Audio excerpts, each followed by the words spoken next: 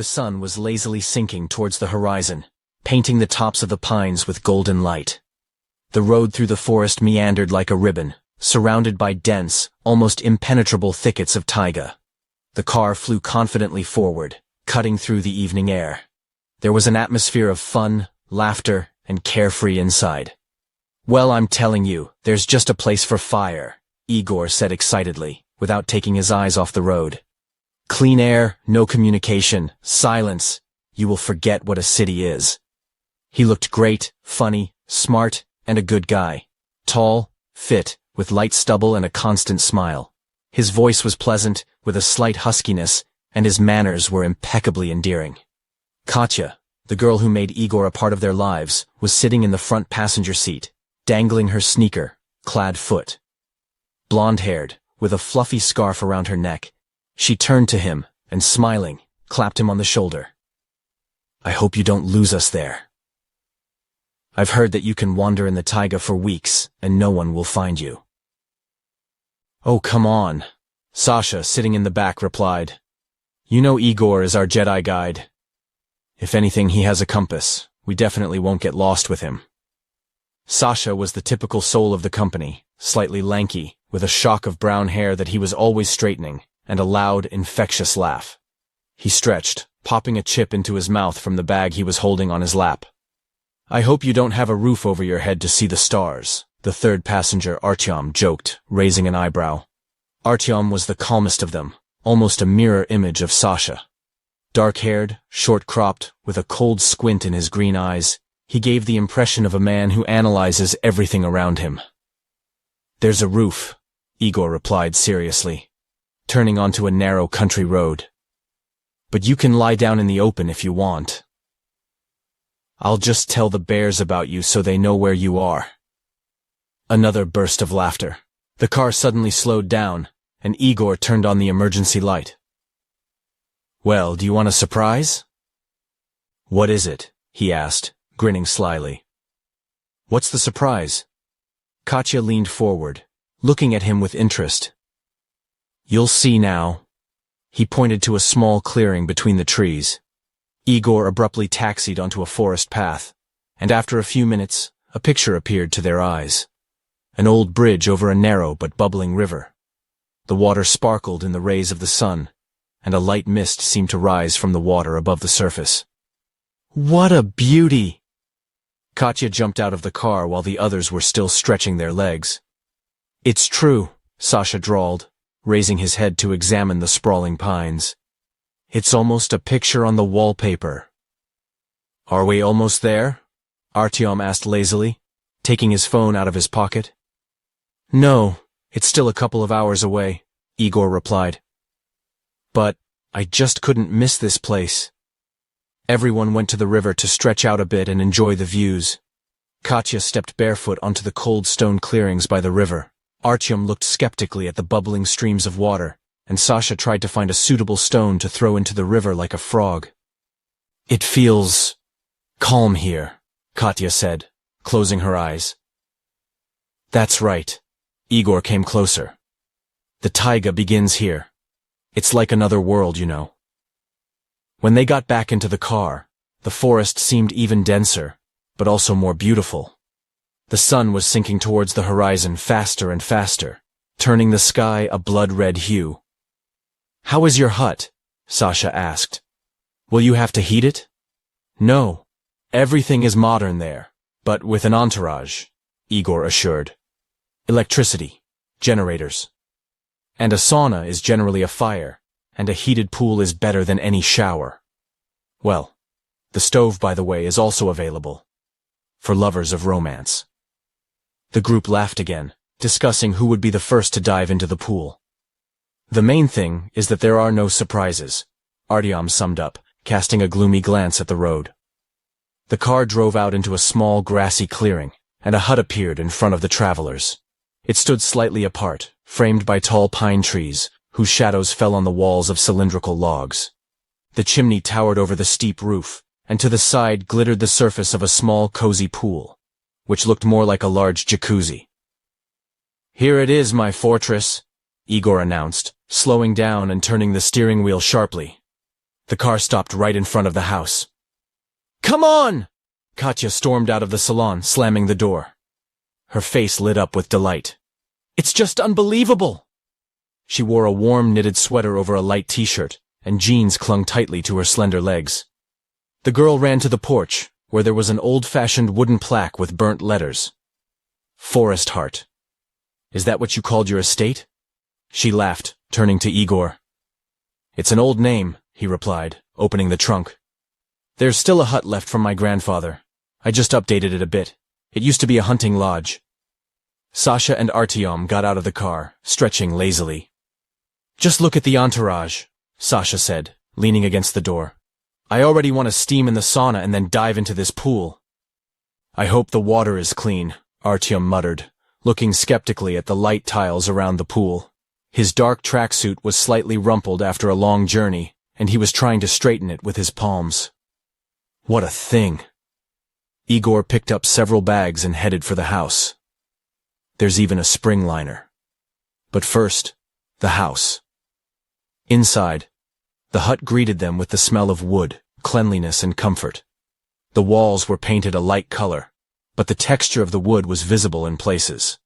In the center of the spacious room was a large wooden table covered with a homespun tablecloth, with simple chairs around it.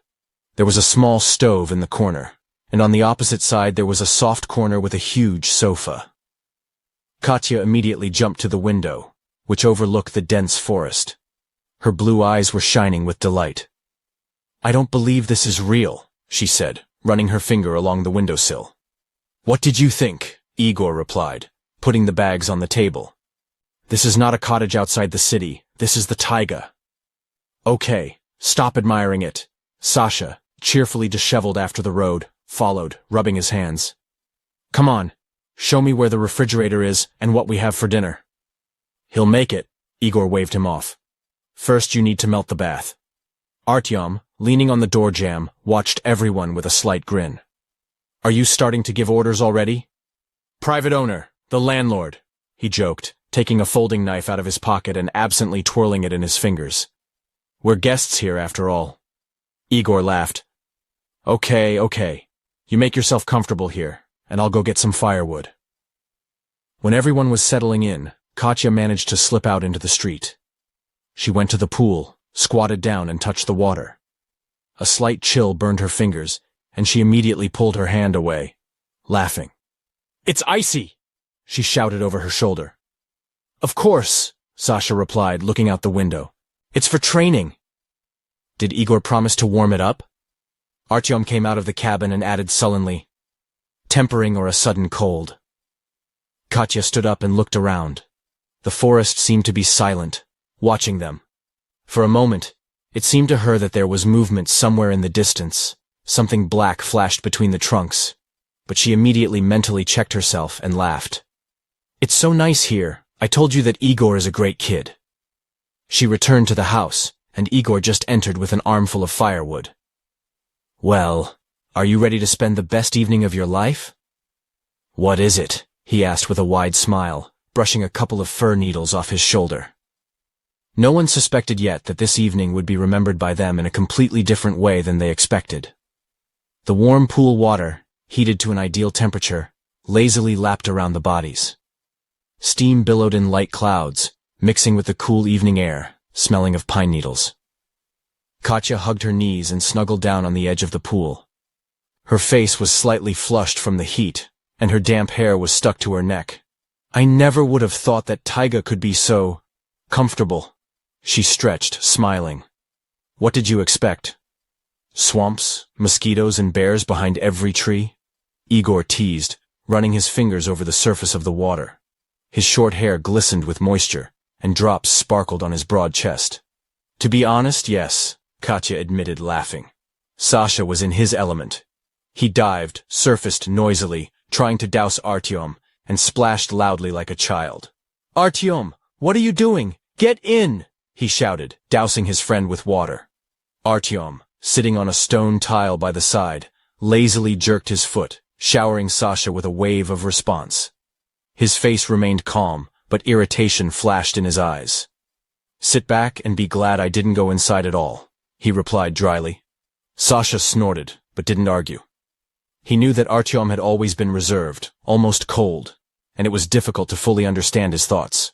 "Hey, don't be such a jerk," Katya intervened, slapping him lightly on the leg. "After all, we came to rest, not to be silent."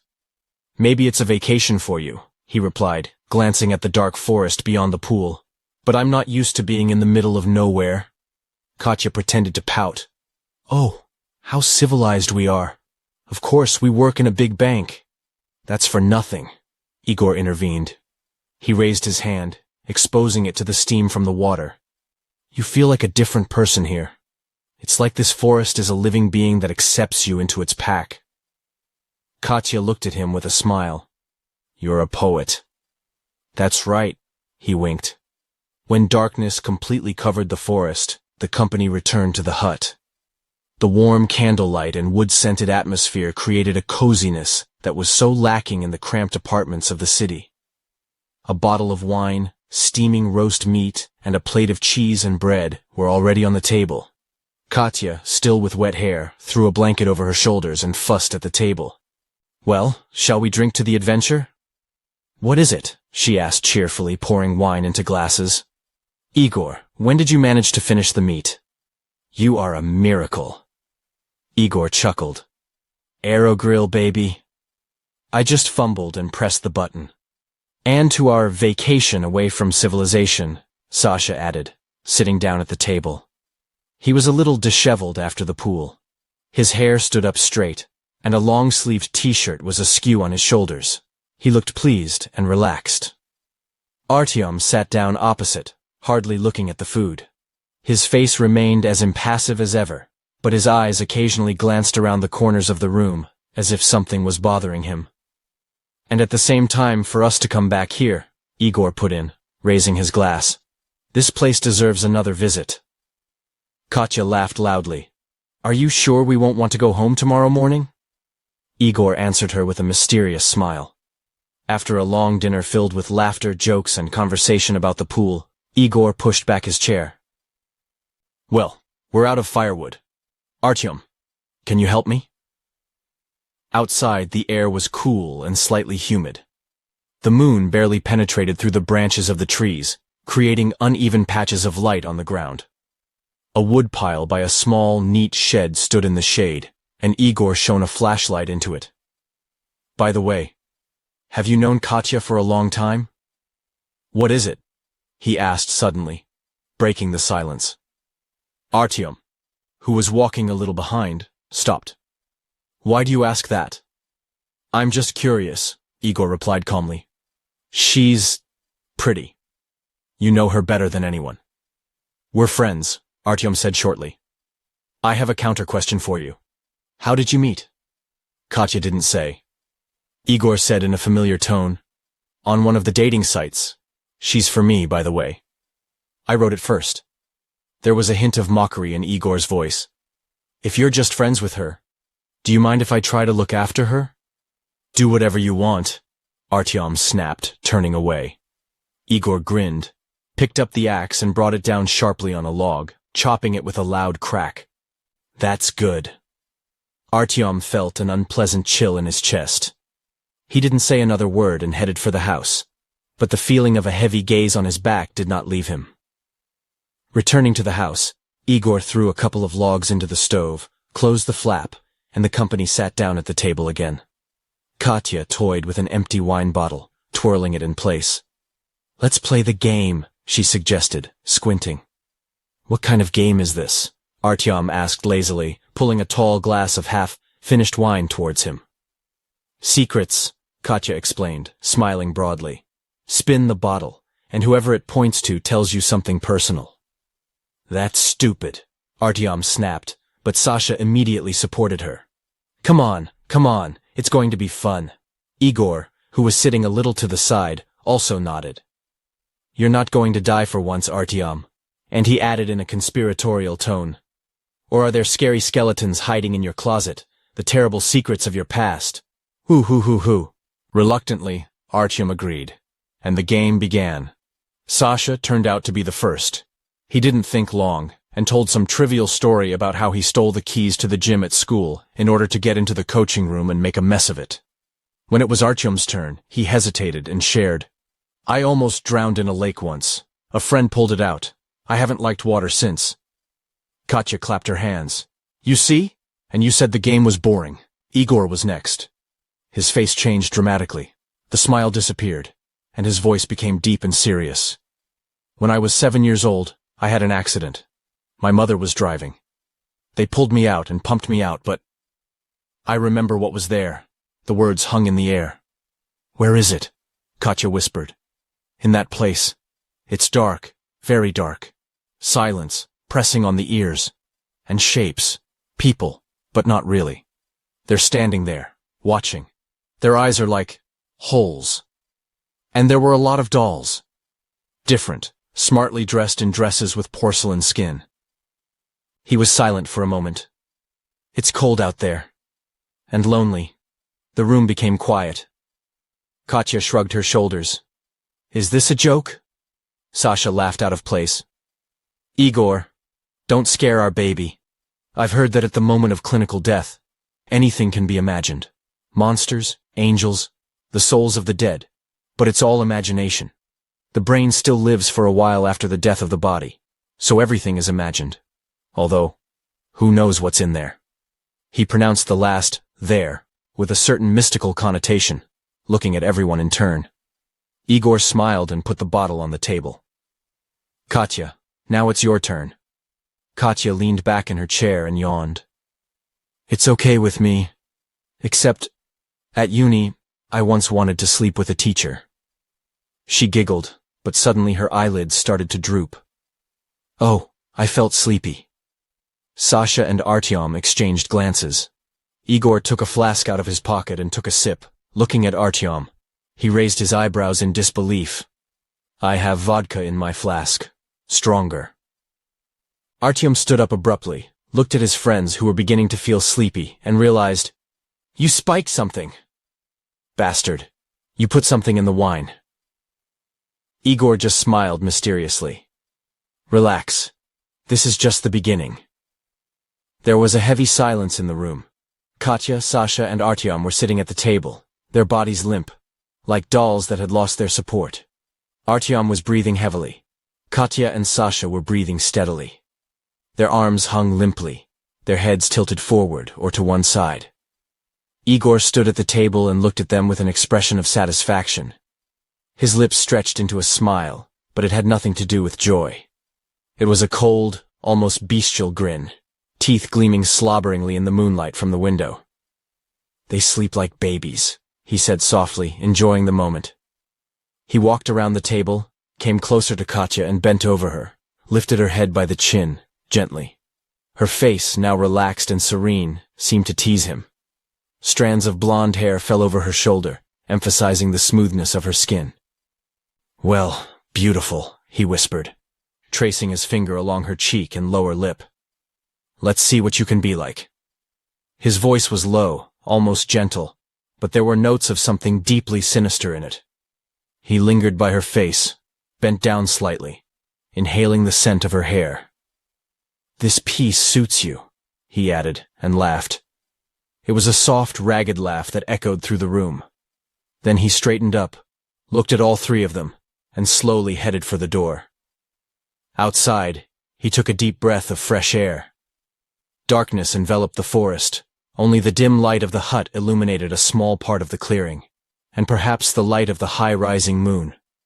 There was a car parked nearby, almost right next to the house. Igor confidently went to the trunk, pulling the keys out of his pocket. The lock clicked, and the lid opened with a soft creak. He looked inside and took out a large, tightly packed bag. "It's time to start the show," he said under his breath and, grabbing the bag by the handles, went back to the house. He was humming something unintelligible, like a children's song, but the melody sounded strange, stretched out, as if he didn't remember the tune exactly or was composing it on the fly. After going inside, Igor put the bag on the floor and sat down next to it. Undoing the zipper, he began to pull out things. At first it was a bright piece of fabric, a blue dress with white lace, indecently short, as if from a fairy tale for adults. Igor unfolded it, picked it up and looked through the light fabric in front of the window. "This will do," he said, nodding with satisfaction. His gaze returned to Katya. He came closer, squatted down next to her, and gently brushed her hair away from her face. "Katenka," he said almost reverently. His fingers slid down to his neck, where they lingered for a few seconds. Then he slowly began to pull her sweater up. He didn't want to cut it off. His movements were uneven, as if he was having a hard time holding back his trembling. It was inconvenient to take off Katya's clothes when she was sitting at the table, so he moved her to the sofa. When the sweater was off, he ran his hand over her collarbones. His face expressed a strange mixture of pleasure and concentration. "A real work of art," he murmured, leaning closer. His lips touched her skin, gently at first, as if checking if she was alive. Then the kisses got stronger, rougher. He squeezed her shoulder, leaving red finger marks on her skin. He kissed and licked her breasts, bit her nipples hungrily, and then slapped her and spat in her face. Igor pulled off her jeans and stood for a moment admiring her. His breathing became ragged. His eyes were completely empty, and his lips stretched into a maniacal smile. "It's time to try on a new dress, baby," he said, and picked up the dress. He carefully pulled it over her motionless body. The blue fabric hugged Katya, emphasizing her shape, and the lace collar lay softly around her neck. "What perfection," he whispered, taking a step back to admire the result. There was a makeup bag in the bag he brought. He took it out and first covered his face with white powder, then painted bright blush spots on Katya's cheeks, made up her lips in a bright red color, and skillfully made up her eyelashes. The whole process caused just wild excitement, from which Igor began to moan, pressing his groin against the edge of the sofa. His gaze roamed over her face, and he suddenly laughed. It was a strange, uneven laugh, like sobs. "You're a real doll, Katya," he said, leaning closer. "That's what you wanted, isn't it? You've always wanted me to play with you." He ran his finger over her lips, trying to push his finger into her mouth, still smiling, but his eyes seemed bottomless, like a puppet devoid of a soul. Now the room was completely immersed in his madness. Igor stood in the center of the room, motionless as a stone statue. His hands were clasped behind his back, and his gaze roamed over the faces of those who lay motionless on the floor and on the couch. His lips curled slightly, as if he was about to smile, but the smile never came. "Everything is in order," he muttered softly to himself. He went up to Artyom. His movements were precise, as if every action had been scripted in advance. Without the slightest emotion, without a single sound, he grabbed Artyom's t-shirt and pulled it down, causing the fabric to tear and slide off his shoulders. Igor's fingers moved confidently, like a surgeon's, separating the layers of clothing. His face expressed nothing but concentration. His eyes didn't blink, and his lips were tightly compressed. "Let's get undressed, boys," he said a little louder.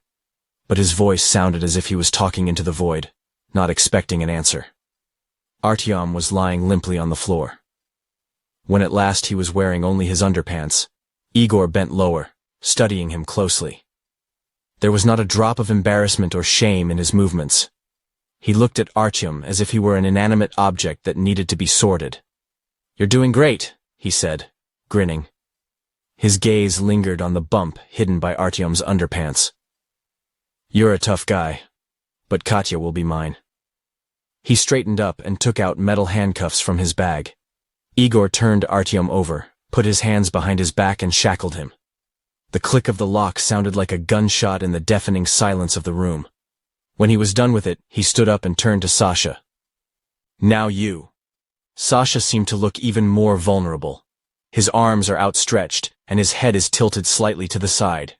Igor started to take off his hoodie, pulled on his sleeves, pulling off his clothes, and then took off his t-shirt, helping himself with a knife. I didn't want to stand on ceremony anymore. His hands moved flawlessly smoothly, with the same methodical precision as before. In a hurry, he accidentally struck Sasha's shoulder with a knife, cursing to himself. "You can't spoil it.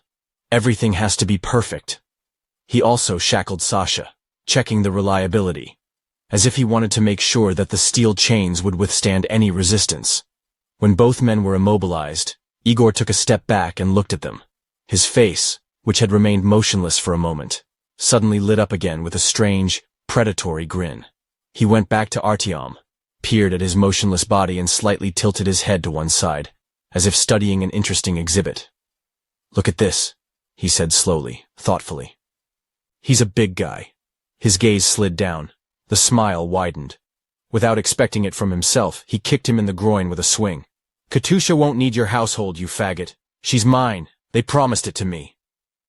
His voice sounded as if he wasn't talking to Artyom, but to himself, for his own pleasure. Igor bent down, looking into Artyom's face. "You don't mind, do you?" With these words, he ran his finger along Artyom's chin, as if thinking about something, then abruptly turned around and headed towards Katya. His gait was relaxed, his movements smooth, but there was a special horror in it. He was completely in control of the situation and enjoyed it. When he approached Katya, his gaze was again filled with that strange, painful interest that a maniac probably feels before driving a knife into the back of an unsuspecting victim in a night park. "A real doll," he said softly, bending down to her face. He adjusted the lace collar of the dress, carefully smoothed the short hem, like a caring father dressing up his daughter for a holiday. Then his eyes lingered on the girl's face again, and he ran his finger along her cheek. "You agree, don't you?" he whispered, smiling. He straightened up, folded his hands behind his back, and took another look at his collection. "Everything should be in order. Everything has to be right," he added, pronouncing the words like a mantra. Silence filled the house again. It was depressing, intense. Igor stood motionless, as if enjoying his own performance. His breathing became slow and even, like that of a man who has completed an important task and is now preparing for the next stage. The window was abruptly illuminated by the pale glow of headlights, cutting through the night darkness. The noise of the engine suddenly filled the oppressive silence of the forest, growing louder. Nothing had changed in the house. Katya was lying motionless in a blue dress, and Igor was standing in the middle of the room, looking at her face. He froze, losing track of time. The headlights went out, and a moment later, the door of the house abruptly swung open. 3 men in dark clothes and balaclavas entered the building. They moved quickly, confidently, as if they knew exactly why they had come. For a moment, the room was filled with the smell of metal, engine oil, and someone else's presence. "Well, hello, Hunter," one of them said with a hollow laugh, pulling off a glove. Igor did not react immediately. He stood motionless, still looking at Katya, but his lips slowly stretched into a faint smile. "Hello? Everything is ready," he said calmly, finally turning to them. One of the men, the tallest, came closer, looking around the room. His eyes lingered on Sasha and Artyom, lying handcuffed. "That's a job," he chuckled. "It's like a picture." "I'm trying," Igor replied, his voice steady, but there was a hint of tension and slight fear in it. "Okay, guys, grab them," one of the men said. 2 men approached Sasha and Artyom, lifting them off the floor with a sharp movement. "Wow, they're heavy," one of them muttered, lifting Sasha onto his shoulder. "These aren't girls like last time," the other chuckled, leaning over Artyom. The men moved the bodies out of the house together. Through the open door, Igor saw them being thrown into the back of a black minibus. There was a clang of doors closing, and one of the men returned to the house, and the car drove off in an unknown direction. "Well, you've got a good girl," one of the others said, eyeing Katya appraisingly. He leaned closer, examining her face. "She's beautiful, damn it." "You deserve it," another added, slapping Igor on the shoulder. Igor nodded slowly, but did not look them in the eye. "Yes, I deserve it," he muttered, smiling faintly. But the man who was standing closest suddenly turned to Igor with a predatory grin. "Listen, brother, everything should be natural, as you yourself asked. Right? She shouldn't think that you're to blame for all these little pranks, right?" Igor's breathing stopped. He looked up, but only caught a glimpse of a fist. The blow was sharp, well-honed, and landed squarely on the cheekbone. "Oh, you!" Igor screamed, clutching his face, but immediately received a second blow, and then a third. He fell and almost blacked out when someone jumped on his head. The men didn't say another word. They beat him methodically, smoothly, as if it were routine work. Igor rolled on the floor, tried to get on all fours, but each time he was knocked down by blows. Blood trickled down his lips, dripping onto the wooden floor. Finally, they stopped. Igor was still conscious, but his body was shaking, and his face had turned into a bloody mask. "That's it," one of the men said, grabbing him by the shoulders. "Now everything is fair." They tied him to the high leg of the stove, anchored to the floor, carefully tightening the ropes, but not too much. "You wanted to be realistic," the other one said with a grin, looking down at him. "There's a so-so knot. You'll get out. Well, or the baby will help you if she doesn't run away from here right away." They laid out a small monitor on the table, and began to tinker with the equipment they found in one of the rooms of the house. Wires, a small webcam. They connected all this in silence, ignoring Igor's moaning. Katya was still lying on the couch, motionless, with an empty expression on her face. Her eyes were closed, and in the light of the monitor, her skin looked like marble in the middle of the darkness. "Everything's set up," one of the men said. "Okay, let's go," another added, brushing off his hands. They left the house as quickly as they entered. Only Igor and Katya remained in the room. The monitor light was trembling, as if reacting to breathing and emotions. Katya woke up from a strange feeling. Her head was heavy, and her body felt like lead. She opened her eyes, but at first she didn't understand anything. The room seemed alien, as if distorted, and only the faint blue glow of the monitor added even more unreality to everything. She was lying on the couch, tried to get up, but felt the fabric of the blue dress strangely hugging her body. She blinked, looked down, and froze. She was wearing something unusual, alien, a short blue dress with white lace. "What for?" she murmured, running her hands over the fabric. The fabric was soft, silky. But this softness caused her only an incomprehensible, vague disgust. Katya jumped up abruptly. Her legs were shaking. She stopped in front of the mirror hanging on the wall, and only then did her breath catch. She had makeup on her face. White, almost chalky powder covered the skin, making it deathly pale. Her cheeks were painted in rough red circles like a porcelain doll's. Her lips, bright red, were emphasized with excessive care, which made her look like a doll mannequin. "What is it?" Her voice cracked.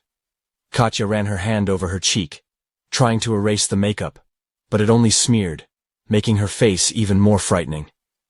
My heart started pounding in my chest. The first thought that made her feel hot was that I'd been raped.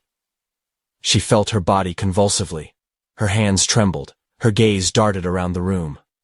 But after a moment, she realized that it didn't seem to be. There were no sensations that she had been afraid to experience all her life. But how? Why am I disguised? What happened? Where are the guys? She whispered, her voice sounding like crying. She turned around, and then her gaze fell on the corner of the stove. In the light of the monitor, dimly illuminating the room, she saw a figure lying on its side. It was Igor. Katya froze. He was tied up. His hands were tied to the stove, and his face was disfigured by beatings. Blood was caked on his cheekbones, chin, and lips, which were swollen like dumplings. His chest was barely rising, indicating that he was still alive. Katya ran up to him and knelt down. "Igor!" She grabbed his shoulder and started shaking him. "Igor! Wake up! What's wrong with you? Wake up!" He didn't react. She slapped his cheek, gently at first, then harder. "Wake up!" His eyes twitched, opened for a second, then closed again. "They took them away," he croaked, barely moving his lips. "I was beaten up. There was nothing I could do." Katya froze. Who took it?" He turned his head slightly. His gaze was cloudy, as if he still did not fully understand where he was. "Some freaks in masks," Guys, they took them away. Artyom. Sanka. I do not know who they are. The voice trembled, but it sounded as if he did not believe his own words. They tied me up. He became quiet again. His breathing became ragged. Katya frantically shook him, continued to slap his cheeks. What's going on? What's wrong with you? Igor, wake up. His gaze suddenly fell on her. His eyes slowly widened, filled with lust, which he tried his best to hide, mixing it with feigned horror. And you? What are you? His voice cracked. What kind of dress is that? Are you in league with them? Is this some kind of performance? Katya shuddered. Her hands dropped. She slowly looked down at the dress, at her hands covered with smears of makeup. I do not know. Her voice was trembling. I'm scared to death. Igor coughed and tried to sit up, but the ropes were in the way. Untie me, Katya! Damn it! Untie me! Her fingers trembled, but she began to untie the ropes, trying not to look into his eyes. The knots gave way, and her hands were shaking, but she managed. Igor jerked violently, freeing his hands, and sat down, leaning on the cooling, slightly warm stove. His gaze was fixed on her. What the... He broke off, covering his eyes with his palm, as if he were gathering his thoughts. Katya, who hadn't caught her breath yet, raised her head, and their gazes fell on the table at the same time. There was a monitor on it. The cold blue glow of the screen stood out sharply in the semi-darkness. Wires stretched around him, intertwined in a chaotic web. Katya felt panic rising inside her. What's this? She whispered, taking a step back. Igor slowly got up, staggered, and clutched the edge of the table, looking at the screen. His face was frozen in a grimace of incomprehension and fear. They stared at the monitor in silence, while Igor himself glanced sideways at Katya. The monitor suddenly came to life. Katya instinctively stepped back, her breathing hitched, and her eyes widened in fear. The screen was divided into two halves, and each showed a scene that the brain refused to immediately accept. Sasha was on the left.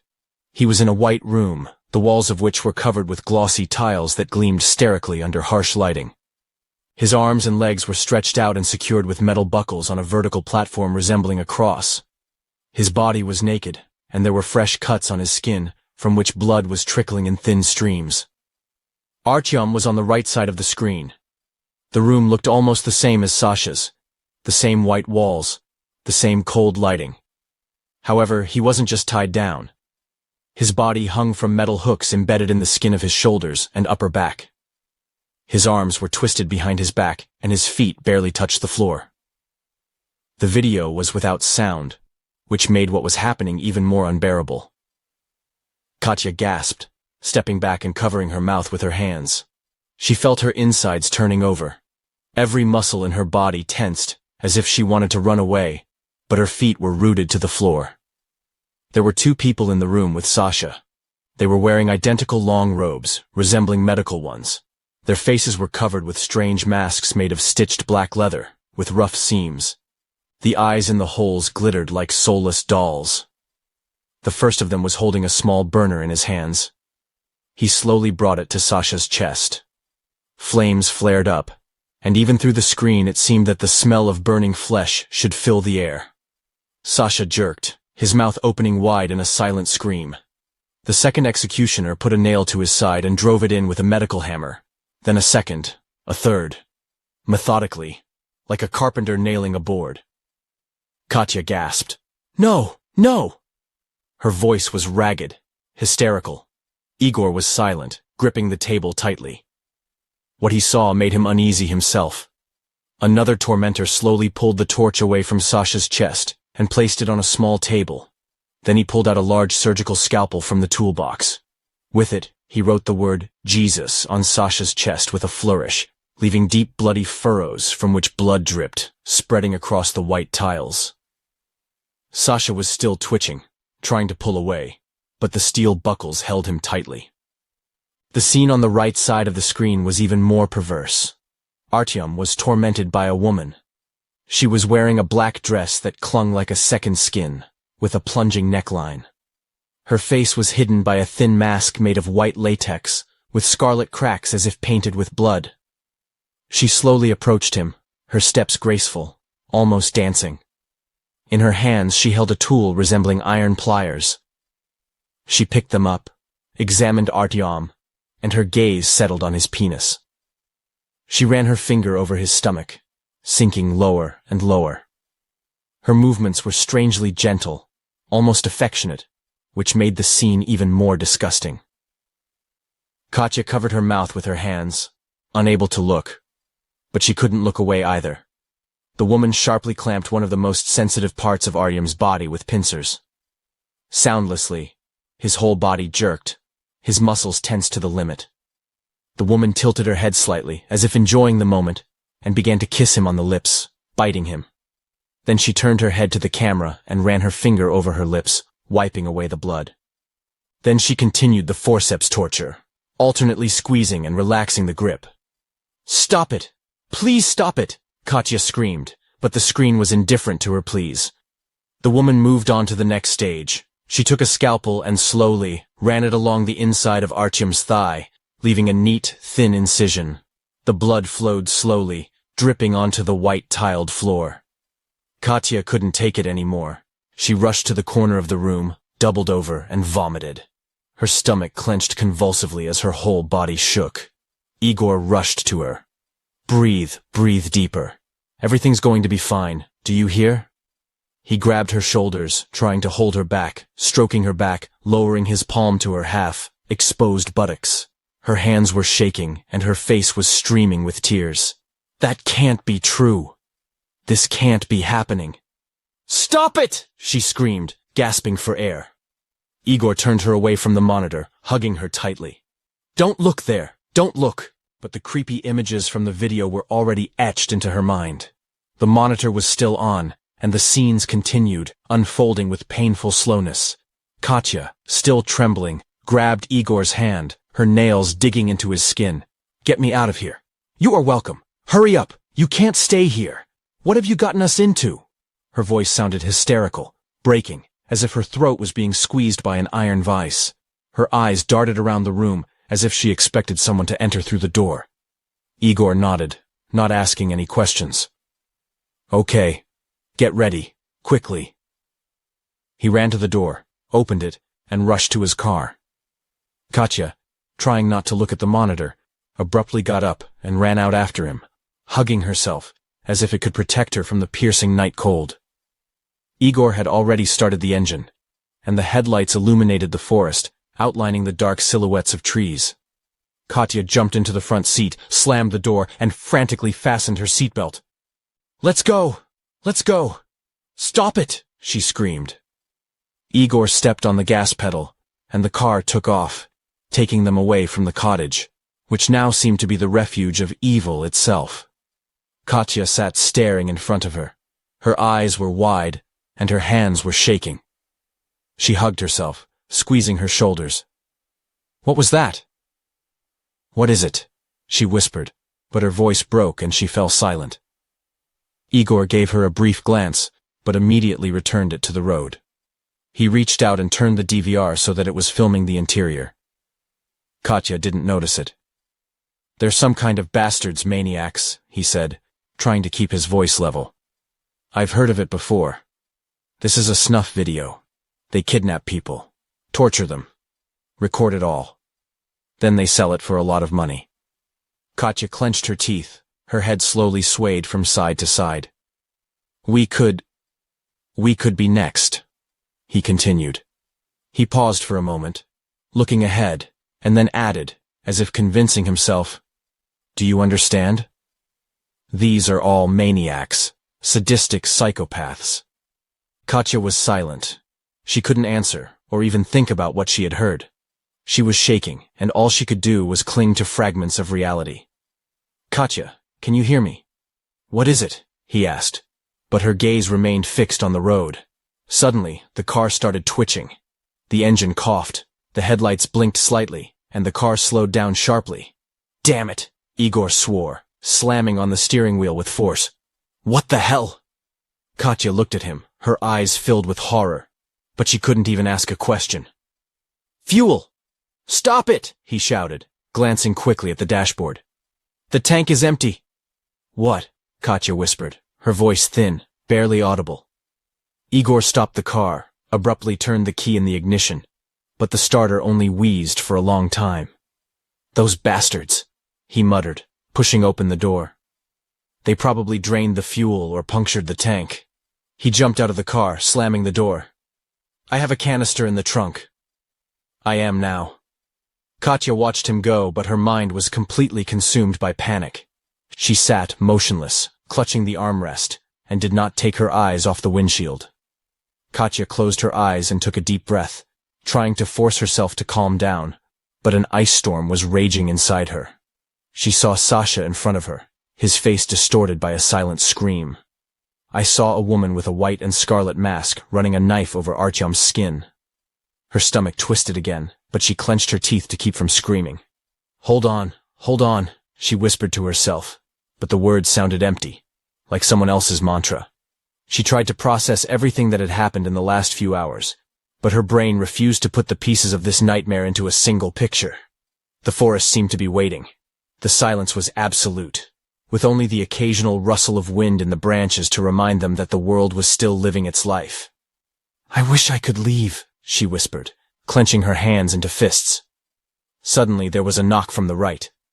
The car door flew open, and Katya screamed. What? What happened? Her voice was shaking, and she gripped the edge of the seat. Igor stood next to her and smiled. He put a garrote around her neck and quickly tightened it like a tie. Hush, hush, doll. Don't resist. It will be easier for you. Katya clawed at his face with her fingers, dug her nails in, but in vain. The noose tightened more and more. Igor looked straight into her eyes, humming hoarsely.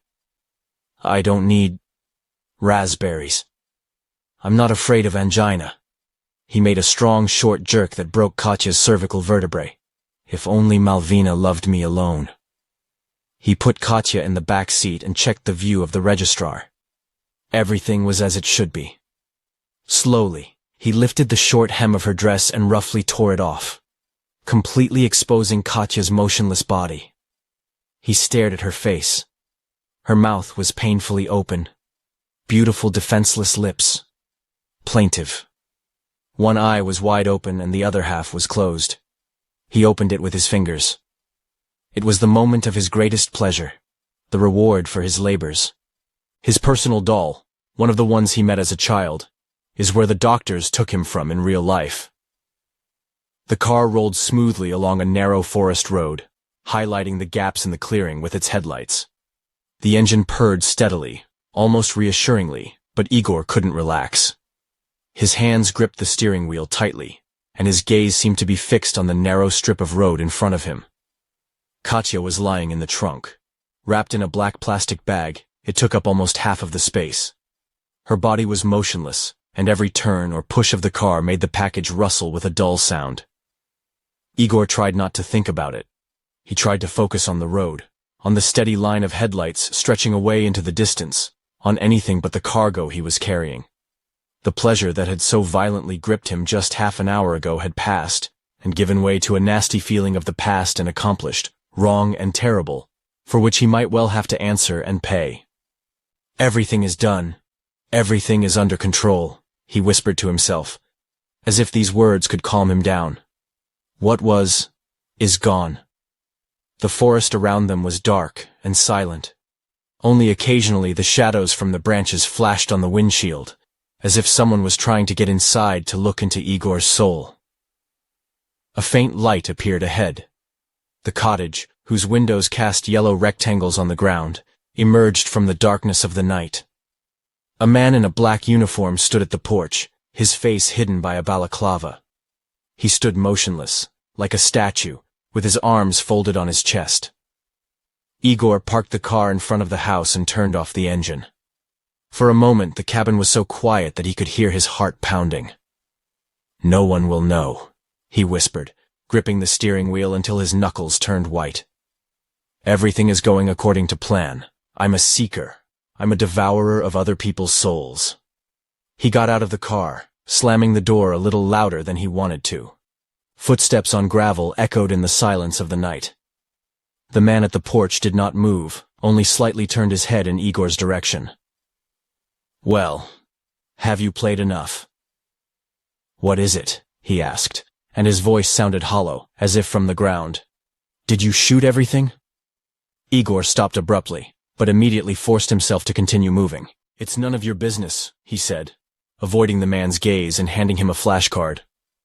"No, it's mine," he replied, grinning, and his shoulders shook slightly from restrained laughter. "You're our man." Igor looked away, walked past him and entered the house. There was a strange order and ordinariness inside the cottage, as if nothing had ever happened. Only the faint scent of feminine perfume reminded her that someone had been here recently. Igor walked over to the sofa and sat down heavily, stretching his legs. He took off his baseball cap and ran a hand through his hair, which was soaked with sweat. The man outside followed him, but remained standing in the doorway. "What about these two?" Igor asked, pointing at the monitor. The man grunted, leaning against the door jamb. "The customers haven't had enough," he replied. "But they'll be done soon. They like it when things take a long time, you know. The agony of the victim, the pleas for mercy." Igor said nothing. His shoulders twitched, as if he wanted to say something, but changed his mind. "You did a good job, you know," the man continued, taking a pistol out of his pocket. "But there is one problem." Igor slowly turned his head. His gaze lingered on the weapon. "What are you doing?" Igor tried to speak firmly, but his voice trembled treacherously. "I've done everything for you. I brought them here." "Exactly," the man said, staring at him intently. "You're a witness, baby, and we don't need them. So, what happens?" Wait! Igor stood up abruptly but immediately heard the roar of a gunshot. The bullet went through his heart, and Igor collapsed heavily back onto the sofa. His eyes glazed over, and his mouth opened in a silent question. The man came closer, bent over the body, checked for a pulse, and nodded. "Well, that's it." "But you were afraid," he said softly, taking out another black bag. "I quickly killed you, and the boss was preparing you for the place of a new toy for clients." The fool. "And no gratitude in return, eh, young people? Young people." 20 minutes later, Igor was lying in the trunk of the car next to Katya. Both of them were wrapped in identical packages. The forest was silent again, as if nothing had happened. Since then, neither Igor, nor Katya, nor Artyom and Sasha have been seen anymore. They disappeared without a trace, as if they had never existed, and the cottage in the middle of the taiga continued to stand.